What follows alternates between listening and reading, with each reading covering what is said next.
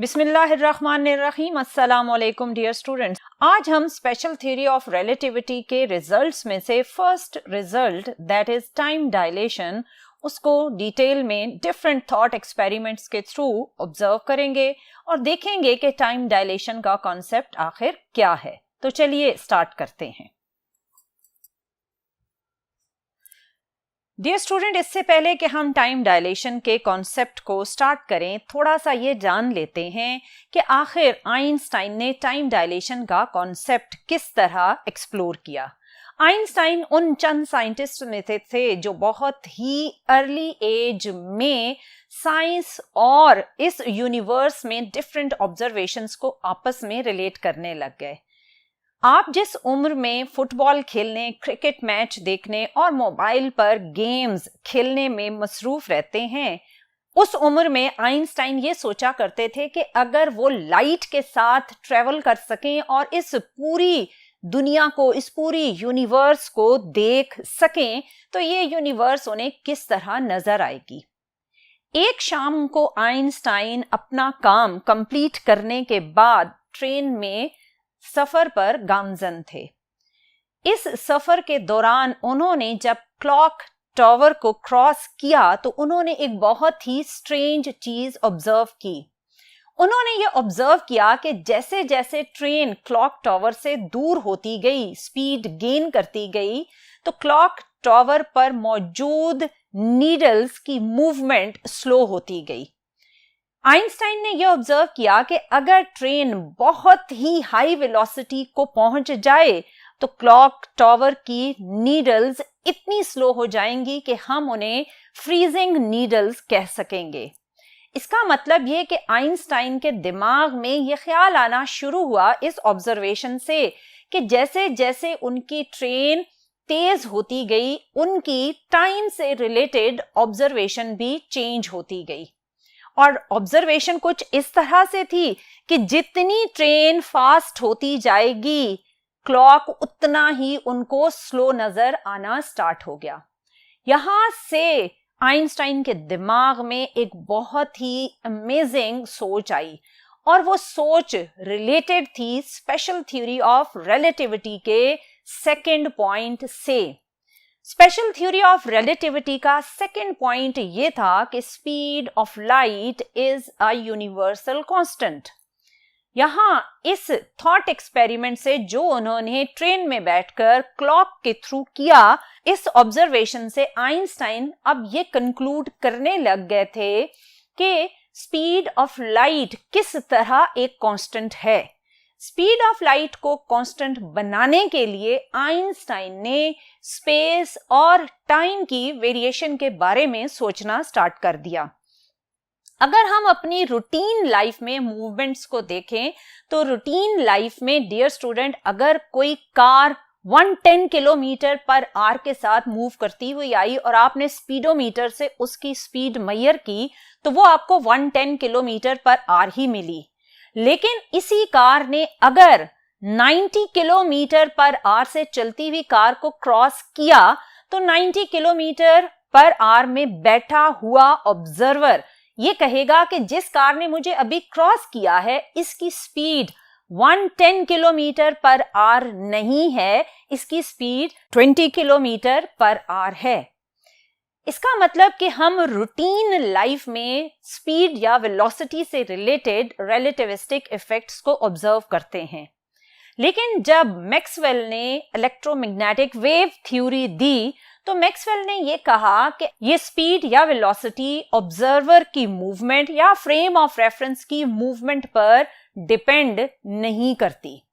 और यही बात आइंस्टाइन को परेशान कर रही थी कि हम रूटीन लाइफ में स्पीड और वेलोसिटी में रिलेटिविस्टिक इफेक्ट्स देखते हैं, तो फिर मैक्सवेल की थ्योरी में स्पीड ऑफ लाइट एक कांस्टेंट क्यों है।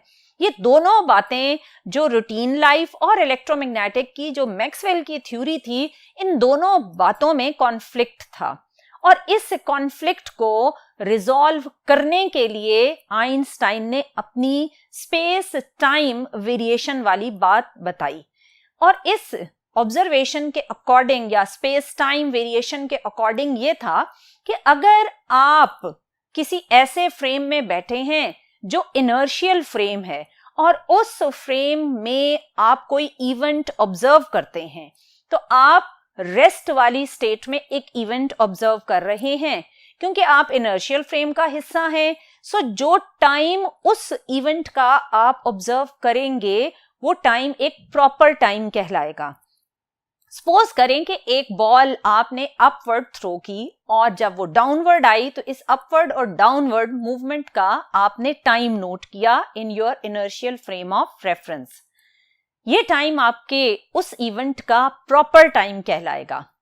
अब अगर आप इसी इवेंट को यानी बॉल को अपवर्ड और डाउनवर्ड मूव करते हुए ऑब्जर्व करना है और आप अपनी सिचुएशन थोड़ी चेंज कर लें, अब यही सिचुएशन हम थोड़ी इस तरह ट्रांसफॉर्म करते हैं कि आप उस फ्रेम से बाहर आ जाएं और आप भागते हुए इस बॉल की अपवर्ड और डाउनवर्ड मूवमेंट को ऑब्जर्व करें।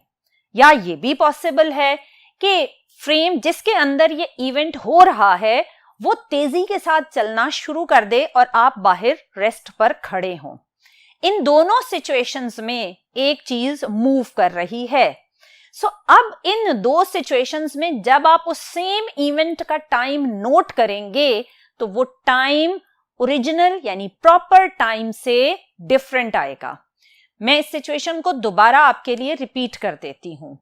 ऐसा फ्रेम ऑफ रेफरेंस जो इनर्शियल फ्रेम ऑफ रेफरेंस है और उस फ्रेम ऑफ रेफरेंस में आप खड़े होकर कोई ऑब्जर्वेशन करते हैं और उस ऑब्जर्वेशन का टाइम नोट करते हैं तो वो टाइम कहलाएगा प्रॉपर टाइम। अब अगर आप उस फ्रेम ऑफ रेफरेंस से बाहर आ गए और आपने दौड़ते हुए उसी सेम इवेंट को ऑब्जर्व किया, या फिर आप बाहर आ गए और स्टैटिक खड़े रहे और वो फ्रेम तेजी से चलता हुआ आपके सामने से गुजरा, इन दोनों सिचुएशंस में जब आप उसी सेम बॉल की अपवर्ड और डाउनवर्ड मूवमेंट का टाइम नोट करेंगे तो वो डिफरेंट टाइम आएगा और वो टाइम उस प्रॉपर टाइम से डिफरेंट है। सो ये टाइम कहलाएगा रिलेटिव टाइम या रिलेटिविस्टिक टाइम। इसका मतलब ये हुआ डियर स्टूडेंट्स कि टाइम जब आप फ्रेम ऑफ रेफरेंस को चेंज करते हैं तो ऑब्वियसली टाइम की वैल्यू चेंज हो जाती है। इसे अभी हम एक थॉट एक्सपेरिमेंट के थ्रू भी ऑब्जर्व करेंगे, लेकिन पहले डियर स्टूडेंट देख लेते हैं कि जो अभी मैंने आपको प्रॉपर टाइम और रिलेटिविस्टिक टाइम की स्टोरी समझाई, इसको रिटन फॉर्म में आप किस तरह ट्रांसफॉर्म करेंगे। प्रॉपर टाइम क्या है? If an observer is stationary in an inertial frame of reference, he measures the time interval T0 between two events in his frame. This time interval is known as the proper time. ये अभी मैंने आपको समझाया कि अगर ball आप ही के frame में अपवर्ड डाउनवर्ड मूव हुई और आपने फ्रेम के अंदर खड़े होकर उसका टाइम नोट किया तो वो टाइम क्या कहलाएगा? Proper time. अब आप उस फ्रेम से बाहर आ गए, आप स्टैटिक होकर एक चलते हुए फ्रेम को ऑब्जर्व करें या फ्रेम स्टैटिक हो और आप चलते हुए उस इवेंट को ऑब्जर्व करें, तो जो टाइम नोट होगा वो कहलाएगा relativistic time. So relativistic time क्या होगा? If the observer is moving with respect to frame of events with velocity v, या फिर the frame of events is moving with respect to the observer with velocity v. ये दोनों situations अभी मैंने आपको समझाई। इन दोनों situations में जो आप टाइम नोट डाउन करते हैं वो टाइम कहलाता है relativistic टाइम।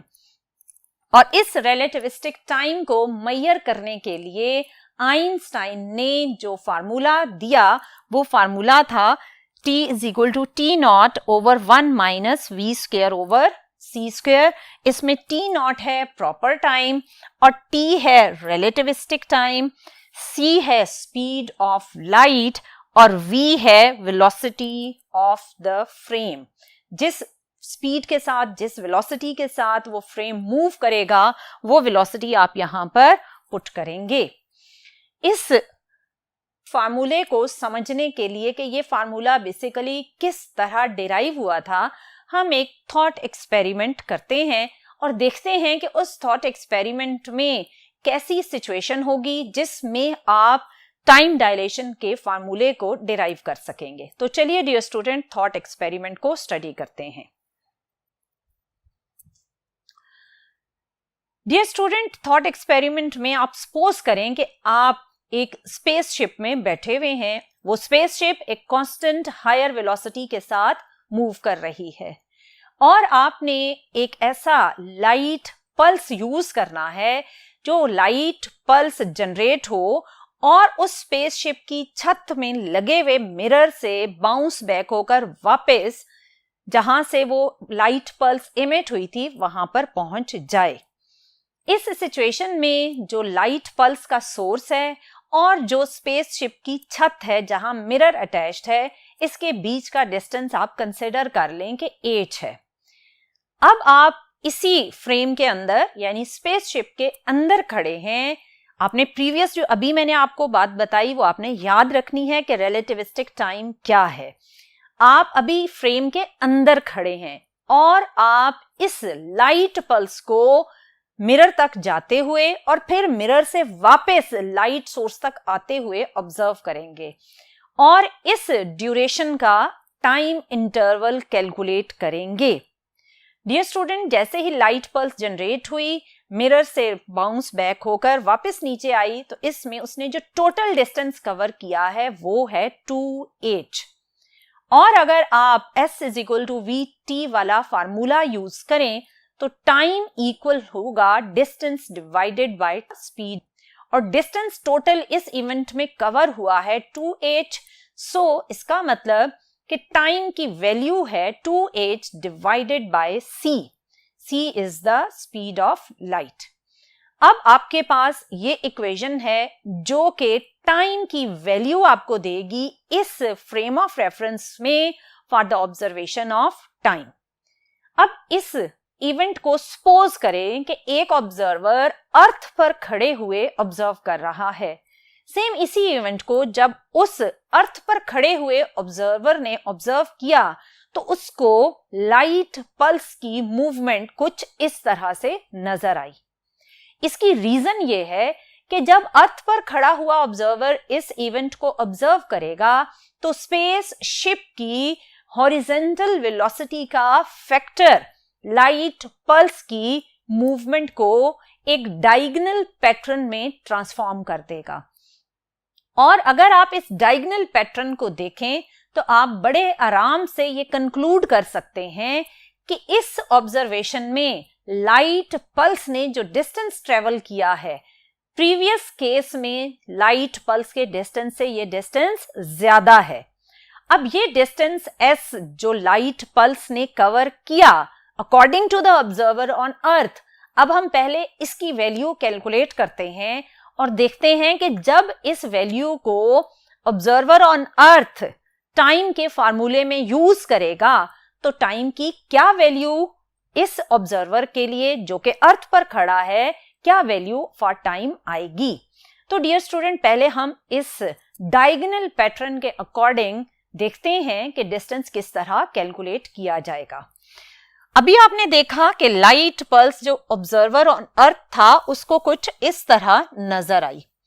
ये वो टोटल डिस्टेंस है जो स्पेसशिप हॉरिजॉन्टल डायरेक्शन में ट्रेवल करेगी और ये वो हाइट है जो सोर्स ऑफ लाइट और मिरर के बीच की हाइट है। इसमें आपको दो ट्रायंगल नजर आएंगे। ये आपके पास एक राइट एंगल ट्रायंगल है। इस राइट एंगल ट्रायंगल पर आप पाइथागोरस थ्योरम इंप्लीमेंट करके s की वैल्यू फाइंड करेंगे और सेम वही s की वैल्यू हम इस इक्वेशन में यूज कर लेंगे। सो अगर डियर स्टूडेंट हम इस ट्रायंगल पर पाइथागोरस थ्योरम लगाएं तो पाइथागोरस थ्योरम के अकॉर्डिंग क्या होगा, हाइपोटेन्यूस का स्क्वायर इज इक्वल टू, ये हाइपोटेन्यूस है, ये बेस है और ये परपेंडिकुलर है, इज इक्वल टू बेस का स्क्वायर प्लस परपेंडिकुलर का स्क्वायर। हाइपोटेन्यूस की वैल्यू है s, बेस की वैल्यू है l और परपेंडिकुलर की वैल्यू है h। इसमें आपने क्योंकि s की वैल्यू फाइंड आउट करनी है तो बोथ साइड्स पर आप स्क्वायर रूट लेंगे तो आ जाएगा l square is equal plus h square. So S की वैल्यू आपके पास ये आई। अब आप ऑब्जर्व करें कि वो ऑब्जर्वर जो अर्थ पर है उसको 2s के अकॉर्डिंग लाइट पल्स मूव होती हुई नजर आई। सो जो डिस्टेंस इस ऑब्जर्वर ने ऑब्जर्व किया वो होगा ट्वाइस ऑफ s। सो अब इस वैल्यू को यूज करेगा ऑब्जर्वर ऑन अर्थ और फाइंड करेगा कि टाइम की वैल्यू क्या है। टाइम की इक्वेशन होती है distance over speed of light. So distance की वैल्यू है 2s डिवाइडेड बाय c और 2s की वैल्यू है 2l square plus 8 square divided by c। ये वो फैक्टर है 2l square plus a square under root जो ऑब्वियसली जो स्पेसशिप में बैठा हुआ ऑब्जर्वर था उसने जो डिस्टेंस मेजर किया था दैट वाज जस्ट 2h, उससे ये वैल्यू बहुत ग्रेटर है। लेकिन पहले हम स्पेसशिप के ऑब्जर्वर की वैल्यू भी लिख लेते हैं कि उसने टाइम की इक्वेशन को कैसा बनाया। सो फिर दोनों इक्वेशंस को कंपेयर करके देखेंगे कि किसके पास टाइम की वैल्यू कम आई है और कौन ज्यादा टाइम की वैल्यू को कैलकुलेट करेगा। अगर आप स्पेसशिप में बैठे हुए ऑब्जर्वर को देखें तो लाइट पल्स जो उसको नजर आई थी जस्ट उसने अपवर्ड और फिर डाउनवर्ड मूवमेंट की थी। इसका मतलब कि लाइट पल्स ने जो डिस्टेंस कवर किया था वो सिंपली ट्वाइस ऑफ h था। ये डिस्टेंस कवर हुआ। अगर उसने टाइम नोट करना है तो टाइम अगेन क्या होगा, distance divided by speed which is speed of light. अब डिस्टेंस कितना है 2h डिवाइडेड बाय c। अब अगर आप कंपेयर करें इस फैक्टर को तो ये फैक्टर है 2 under root l square plus h square divided by c और ये फैक्टर है 2h डिवाइडेड बाय c। ये वैल्यू ऑब्वियसली इस वैल्यू के मुकाबले में बहुत ही कम होगी क्योंकि यहां पर 2h का फैक्टर बहुत ही स्मॉल है as compare to 2l square plus 8 square.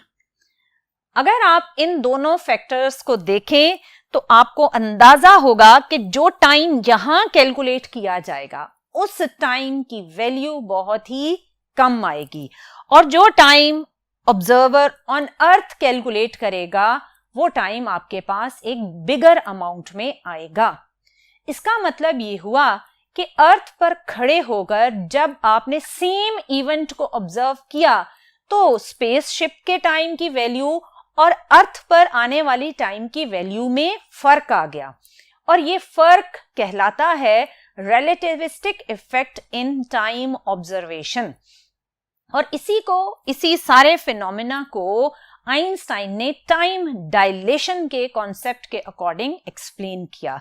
क्योंकि अभी ये जस्ट एक इक्वेशन की फॉर्म में है, इसको हम न्यूमेरिकल फॉर्म में यानी वैल्यूज की फॉर्म में टाइम को ऑब्जर्व करने के लिए एक छोटी सी एग्जाम्पल कंसिडर करते हैं और एग्जाम्पल में हम वैल्यू ऑफ टाइम को कंपेयर करके देखेंगे कि टाइम किस फ्रेम में स्लो हो गया और किस फ्रेम में फास्ट हो गया। इस एग्जाम्पल में स्पेसशिप का जो क्लॉक है वो स्लो चल रहा था और जो अर्थ पर क्लॉक है वो फास्ट चल रहा है। अर्थ का क्लॉक जल्दी जल्दी चलते हुए सेम इवेंट को एक बिगर टाइम में मेजर कर रहा है और स्पेसशिप का क्लॉक कंपैरेटिवली स्लो चलते हुए सेम इवेंट को कम टाइम में ऑब्जर्व कर रहा है। सो इसी चीज को अब हम देखते हैं मैथमेटिकल एग्जाम्पल के थ्रू कि क्या हमारे उस एग्जाम्पल में भी आंसर सेम इन्हीं कॉन्सेप्ट्स के अकॉर्डिंग आते हैं या डिफरेंट आते हैं। डियर स्टूडेंट, एग्जाम्पल हमने कुछ इस तरह से ली कि एक स्पेसशिप है जो 60% ऑफ स्पीड ऑफ लाइट के साथ मूव कर रही है अराउंड द अर्थ और ये स्पेसशिप उस ऑर्बिट में पूरे 1 साल के लिए ट्रेवल करती रही।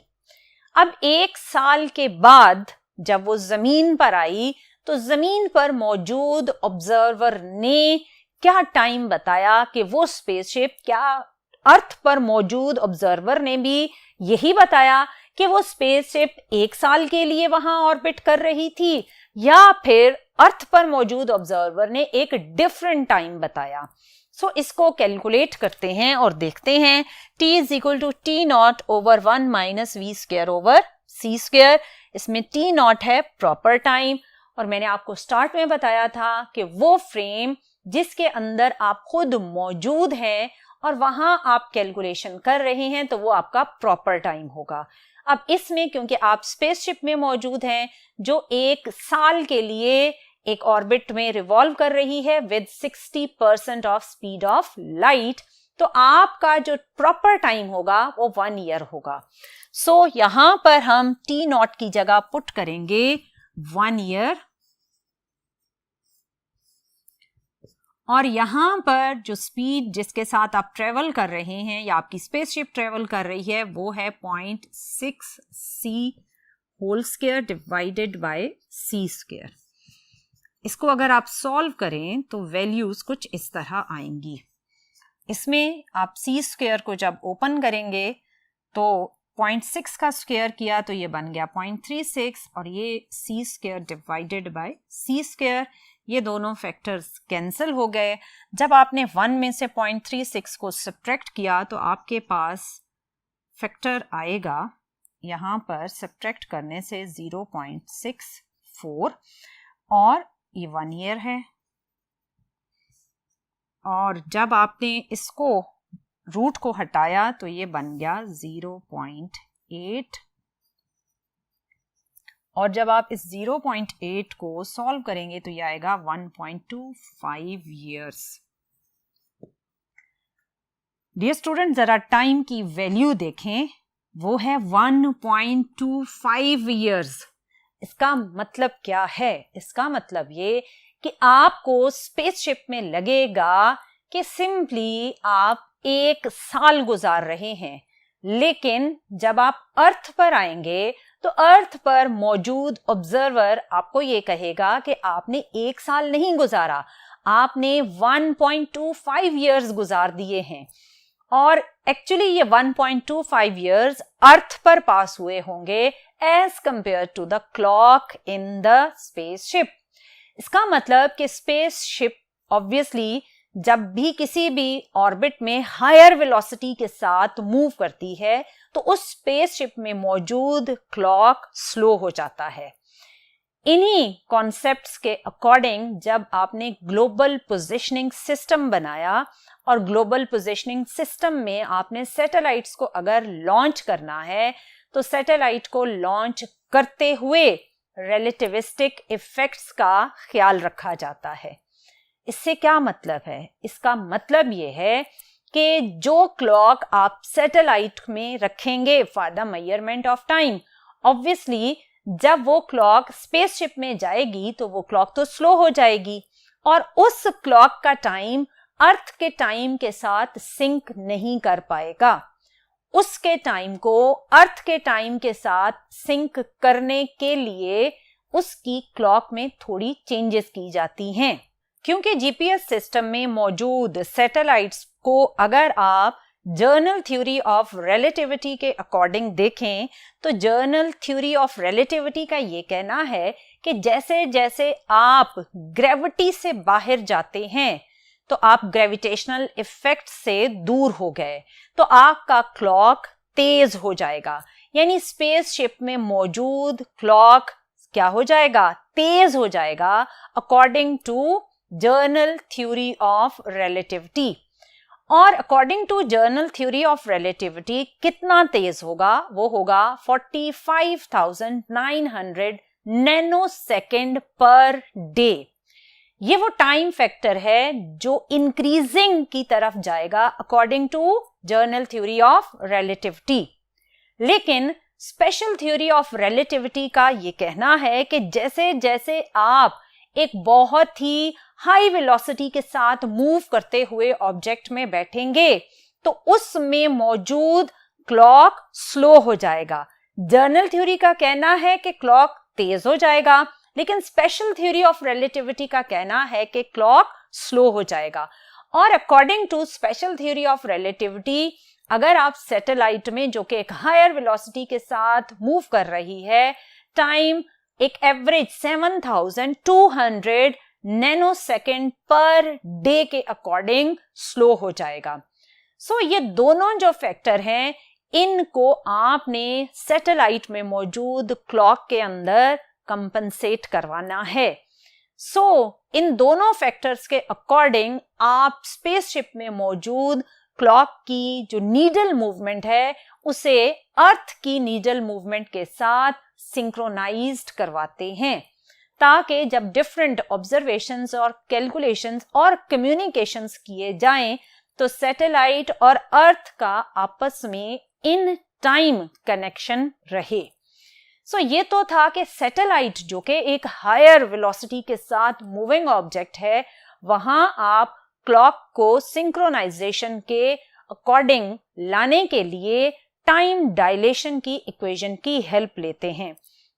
आइंस्टाइन की टाइम डायलेशन की ही इक्वेशन की हेल्प लेकर फाइंड किया जाता है कि कौन सा रिलेटिविस्टिक फैक्टर आप स्पेसशिप की क्लॉक में इंक्लूड करेंगे। सेम यही चीज आप एरोप्लेन्स में भी ऑब्जर्व कर सकते हैं।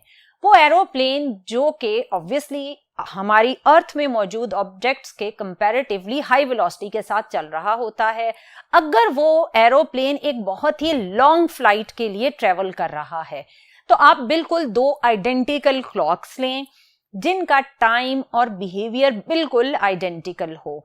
एक क्लॉक आप अर्थ पर रख लें और एक क्लॉक उस एरोप्लेन पर रख दें। एरोप्लेन जब एक लॉन्ग फ्लाइट के बाद वापस आएगा तो आप दोनों क्लॉक्स को ऑब्जर्व करें। आपको इन दोनों क्लॉक्स में भी टाइम डायलेशन का इफेक्ट नजर आएगा। वो क्लॉक जो एरोप्लेन में थी, वो clock 1 billionth of a second, कितना 1 billionth of a second slow होगी as compare to the clock on the earth.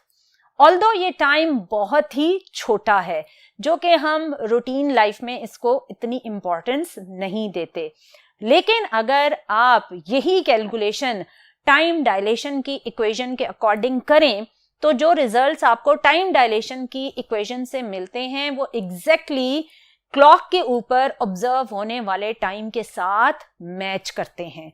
Dear student, ये देखा आपने कि यही चीजें हमारी रूटीन लाइफ में भी हायर वेलोसिटी ऑब्जेक्ट्स के अंदर एग्जिस्ट करती हैं, लेकिन हम उन्हें इग्नोर कर रहे होते हैं। सो डियर स्टूडेंट, अगर आप यंग रहना चाहते हैं, आप चाहते हैं कि जल्दी बूढ़े ना हो, तो फिर आप ऐसे फ्रेम में बैठें जो स्पीड ऑफ लाइट के साथ मूव कर रहा हो, तो आपका एजिंग प्रोसेस स्लो हो जाएगा।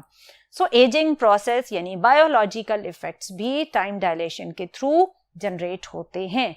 सो डियर स्टूडेंट, आपने देखा कि टाइम डायलेशन का इफेक्ट हमारे सराउंडिंग में मौजूद बहुत सारे इवेंट्स में हो रहा है, लेकिन कुछ इवेंट्स में क्योंकि वेलोसिटीज बहुत ही स्लो होती हैं, सो वहां ये इतना क्लियरली ऑब्जर्व नहीं होता या ऑब्जर्व ही नहीं किया जा सकता। और वो ऑब्जेक्ट्स जो हायर वेलोसिटीज के साथ अप्रोच कर रहे हैं, वहां पर हमें टाइम डायलेशन का effect according to the time dilation equation which is t is equal to t naught over 1 minus v square over c square, इसके अकॉर्डिंग ही मिलता है। अगर आप एप्लीकेशंस देखें टाइम डायलेशन की, तो टाइम डायलेशन की एप्लीकेशंस में आप लिख सकते हैं कि time dilation is applied on a satellite in global positioning system and it is also applied to all the timing processes, चाहे वो फिजिकल हैं, चाहे वो केमिकल हैं या बायोलॉजिकल मींस एजिंग प्रोसेस है, इन सारे प्रोसेसेस पर टाइम डायलेशन इफेक्ट करता है। सो डियर स्टूडेंट, ये तो था स्पेशल थ्योरी ऑफ रिलेटिविटी का first point, that is time dilation. आने वाले लेक्चर्स में हम देखेंगे length contraction and mass variation. Till then, Allah Hafiz.